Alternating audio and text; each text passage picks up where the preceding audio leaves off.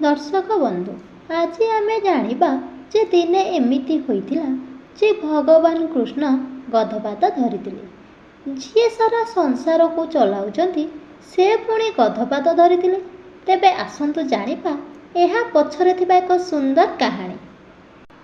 महाभारत रे महाराज युधिष्ठिर थरे राजस्व यज्ञर आयोजन कले।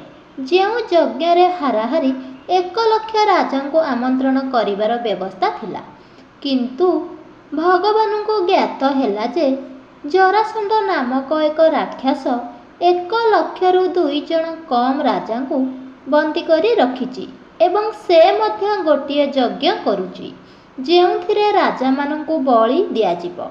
एही क्षेत्र रे भगवानंकर आभिमुख्य थिला सेही पापीचारी जरासंध को बद्ध करिबा सह राजस्व यज्ञ रे समस्त राजा को उपस्थित कराइबा। तेणु भगवान कृष्ण छद्मरूप धारण करी ब्राह्मण वेशरे भीम और अर्जुन को सांगरे नहीं जरासंध राज्य को जाइचंती।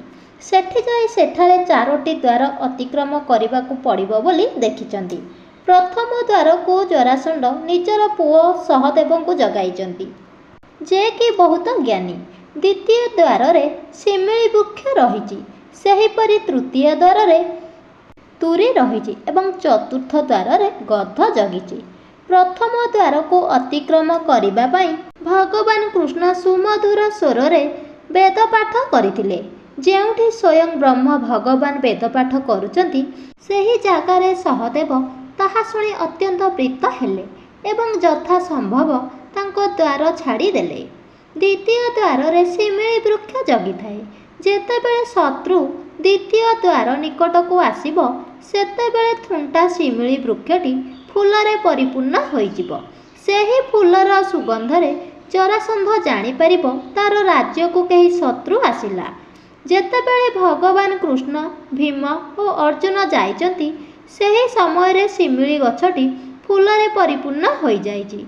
अर्जुन हठात पवनास्त्र प्रयोग करी सेही फूल को उड़ाई देले, जहार सुगंध जरासंध निकट को जाई परिला नाही।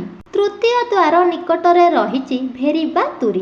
जेतेबेले कौनसी शत्रु जाई तृतीय द्वार निकटरे पहुँचिबो तेबे सेही तुरीटी बाजी उठिबो, जहा द्वारा जरासंध जानी परिबो कि तार केही शत्रु तृतीय द्वार निकटरे पहुँचिचंती।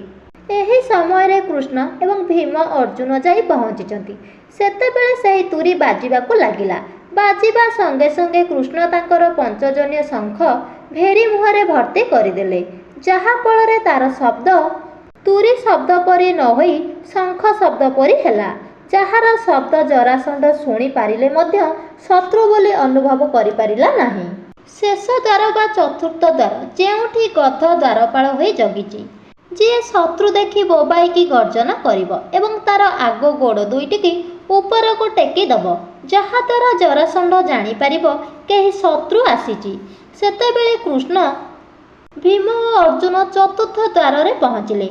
सेही समय रे गध तार दुईटी गोड़ को टेकी गर्जन करुची। ठीक एही समय रे भगवान कृष्ण तांकर 5 जन शंख को बाम हाथ रे धरी गधर पाटी रे भर्ती करिदेले एवं डाहाण हाथ रे तार गोड़ को धरी पकाइले। सेही दिन ठार आज लोक कथारे अछि जे भगवान कृष्ण गधपाद धरितिले।